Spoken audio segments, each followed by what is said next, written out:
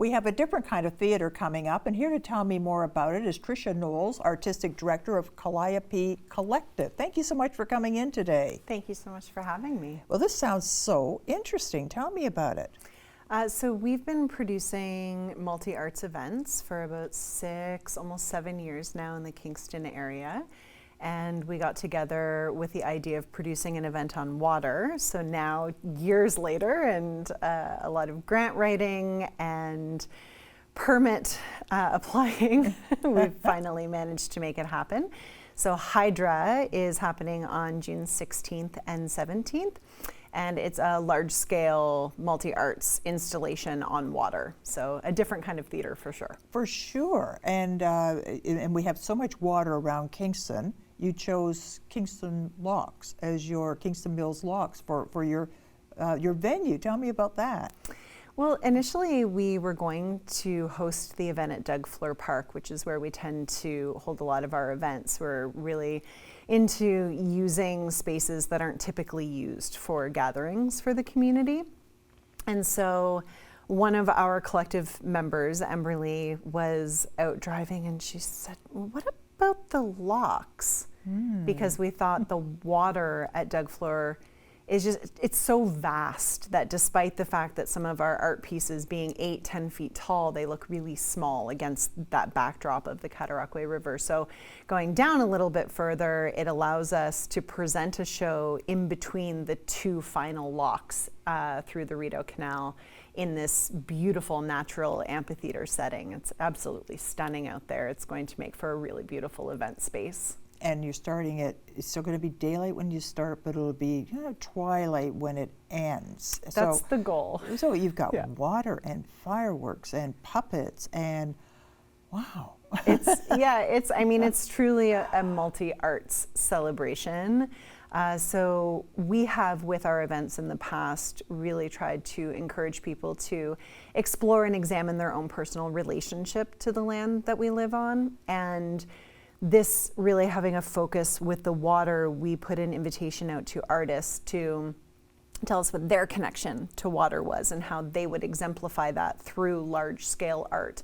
And then we've created a story around these. So it's, 3 pieces in each act, if you will. So I think there are between 9 and 12, depending on how you look at it, performances that are included in the entire show. So the goal is to have people come out and join us at the locks between 7 and 8, participate in some activities before the show starts. And then we're hoping that when we're singing, we're going to sing a song for the waters to open the show. And we're hoping that'll be right around golden hour. And then throughout the procession of all these art pieces and the story being told, it should end around dusk-ish, we're hoping. We have LED circus performers and fire spinners and whatnot, so we're hoping that we'll have a little bit of dusk anyway, so that'll pop a little bit. But it's right before the summer solstice, so there's no guarantee that it could be light the entire time, but I think it'll still be spectacular nonetheless. Absolutely, yeah. Now, Kingston Mills Locks, not the easiest to get to. What about people who, maybe they don't drive that far out of the city, or they, what kind of transportation arrangements do you have? We have lined up so many great opportunities. We've had such wonderful support from Kingston Transit. So they've offered to provide free transportation on Kingston Transit. So the bus goes right out to the 401 and Montreal Street Park and Ride. So there's a bus stop there that people can take. So they just tell the bus driver they're coming to Hydra.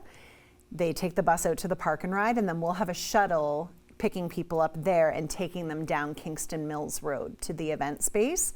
And then folks who are near the downtown area can jump on one of the red trolleys at the Visitor Information Center. And we'll start doing runs out to Kingston Mills from downtown around 6:40 each day.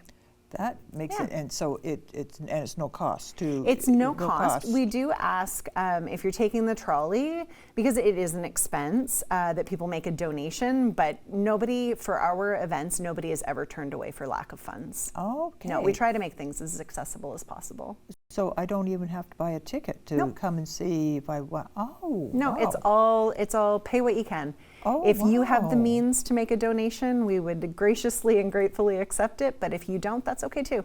Oh We my just gosh. really want it to bring different types of performing arts and visual arts and that fusion of the two together to the Kingston area and really present something that people here might not have seen before, where you might have to travel to Toronto or Montreal to see something like this. So that's what we've been trying to do, hence the nature of the large scale puppetry and whatnot. Yeah.